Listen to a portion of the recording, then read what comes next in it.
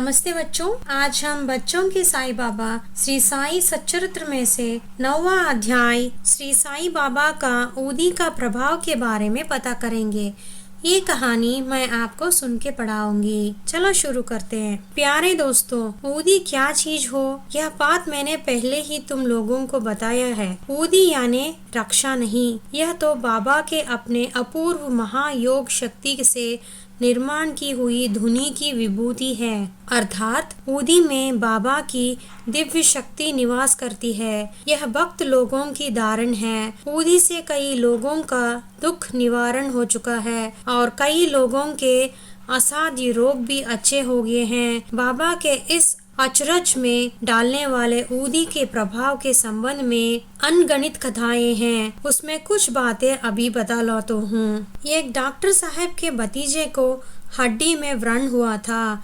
Doctor को जितने उपचार मालूम थे वे सभी उपचार उन्होंने किए थे और अंत में शल्य क्रिया भी की थी, लेकिन बीमारी ठीक नहीं होती थी। उस बच्चे की पीड़ा देखी नहीं जाती थी। रात दिन वह बड़ी करुणा से चिल्लाता था। आखिर डॉक्टर साहब बाबा पर यकीन रखते हुए अपने दुखी भतीजे को लेकर बाबा के दर्शन के लिए आए। बाबा ने कृपा भरी दृष्टि से मरीज बच्चे की तरफ देखा और खुद के हाथ से ऊदी लेकर उस क्षत पर लगाई थी। 2-4 दिनों में ही वह क्षत ठीक हो गया। दूसरे एक डॉक्टर साहब पाँव के नहरुआ हुआ था। उसे उसकी तीव्र पीड़ा हो रही थी। बाबा की कृपा से अपने को मौत आ जाए और इस बीमारी से मुक्ति मिल जाए तो परम भाग्य ऐसी डॉक्टर साहब की मुराद थी। बाबा ने उन्हें अपने पास रख लिया। एक दफा डॉक्टर साहब बाबा के पास बैठे हुए थे कि वहाँ के एक सेवक का पाँव डॉक्टर साहब के पाँव पर गिर पड़ा। नहरुआ फूटकर बहने लगा। बाबा ने उस पर ऊदी लगाई थी और पानी में डालकर पीने को भी दी। 8-10 दिनों में जख्म में से लंबे लंबे कैंचुओं निकल आए और उनका पैर पूर्णत ठीक हो गया। ऐसे उदाहरण बहुत से हैं, लेकिन उन सब में से एक विशेष रूप में कहने लायक है। बाबा के एक परम भक्त श्री नाना साहेब चंदोरकर खान देश के जामनेर में एक तहसीलदार थे।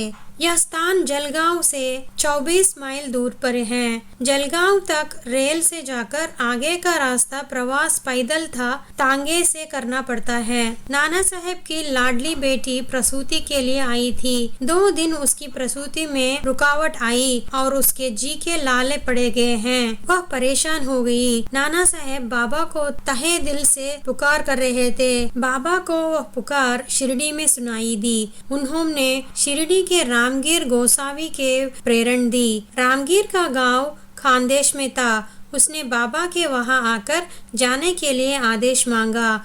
बाबा ने बोला जाओ, लेकिन पहले जामनेर में नाना साहेब के यहाँ जाकर उसे ऊदी और आरती दे देना। ऐसा कहकर बाबा ने रामगीर को ऊदी दी और श्यामा को आरती लिखवा कर दी। रामगीर ने चीजें तो ले ली, लेकिन वह सोचकर चक्कर में फंस गया।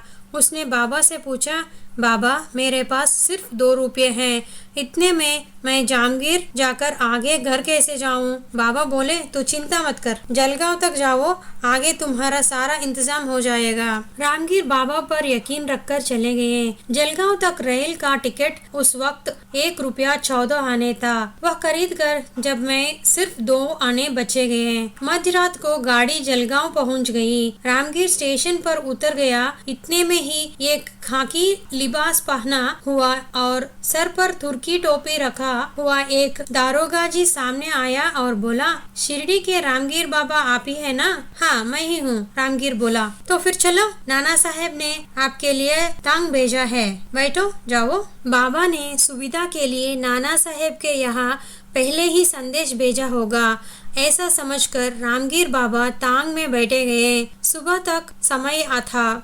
सिपाही ने तांग एक नाले के पास रोक दिया। नाना साहेब ने यह फलाहार और मिठाई आपके लिए दी है, ऐसे कहते हुए सिपाही ने उन नाश्ते की चीजों को रामगीर के सामने रखा। घोड़े का भी दाना पानी दिया। तांगा फिर से चलने लगा तो सूर्योदय के समय जामनेर आया। सिपाही ने दूरी से ही नाना साहेब की कचहरी दिखाई। रामगीर बोला, थोड़ी देर के लिए तांगा यहाँ रुक दो, मैं यही कहीं टट्टी जाके आती हूँ। ऐसा कहकर रामगीर पौधों के पीछे गए। वह थोड़े समय के वापस आया तो अचरज में पड़ गया। वहाँ तांगा नहीं था, वहाँ तांगे के घोड़े नहीं थे और न वहाँ सिपाही था। मन ही मन में अचंभे में पड़ते हुए वह कचहरी में गया और वहाँ नाना साहेब का पता पूछकर उनके घर पहुँच गया।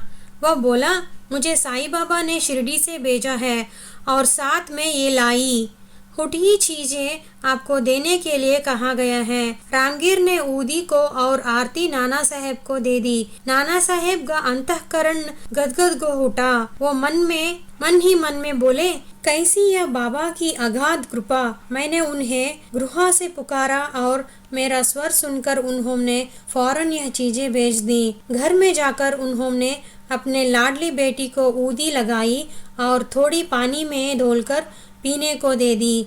कुछ समय बाद बेटी के पास में बाबा की आरती उतारकर वे बाबा का चिंतन करने लगे। बेटी को तुरंत ही आराम मिल गया और कुछ ही काल में अनंतर सुलभता से प्रसूत हो गई। इतने देर रामगीर बाहर बैठा था। बेटी के छुटकारा पाने के बाद नाना साहेब बाहर आकर उनके साथ बात करने लगे। रामगीर ने बोलते बोलते कहा, आपका भेजा हुआ तांगा बीच ही में कहाँ खो गया मालूम नहीं। कौन सा तांगा? नाना ने अचरज में पूछा। आज ही आपका ही तांगा। आपका नौकर मुझे जलगांव स्टेशन पर ही मिला, वही मुझे तांगा से यहाँ लाया। राह में कुछ खाने को दिए और कचहरी के पास आते ही मैं टट्टी को गया, इतने में ही वह गायब हो गया। नाना साहेब की आंखें से सारी बातें सुनकर आंसुओं में से भर आई। वे बोले, बाबा आप यहाँ आने वाले, यह बात मुझे मालूम नहीं था, फिर मैं कहाँ से तांगा बेचता। यह सब बाबा की ही लीला है। बेटी मुसीबत में फंस गई थी, इसीलिए मैंने बाबा को पुकारा और मेरी पुकार सुनकर ही बाबा ने तुरंत आपको यहाँ भेजा और ऊदी का और आरती मुझे पहुँचा दी। रास्ते में अधिक समय न गांव या जाए, इसलिए बाबा ने ही यह सारी सुविधा की। धन्य धन्य श्री सद्गुरु साई माऊ जी। नाना साहेब जैसे उच्च पदस्थ अधिकारी ने ही आगे खुद शिरडी आकर यह घटना सबके सामने बयान की। इससे हम 9वां अध्याय समाप्त की है। ओम श्री साई नाथाय नमः।